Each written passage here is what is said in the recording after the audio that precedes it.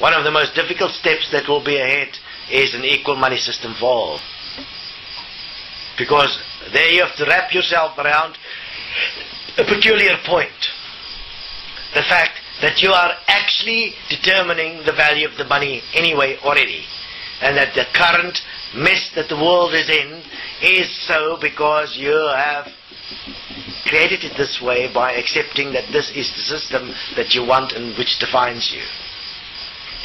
Through a principle of polarity, of winning and losing, which is imprinted through our schooling system, through our religious systems, through good and evil, through polarity, in every single way, layer by layer by layer by layer.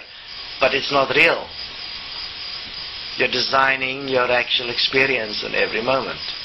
Everybody agrees in this world to place money as an equal support system for all.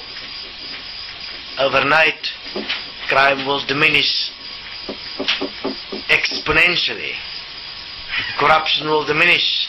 There will be no need for politicians. There will be no need for many things that now exist. What will be required is a re-evaluation of who you are in self-honesty. Who you really are will be faced with that singular step.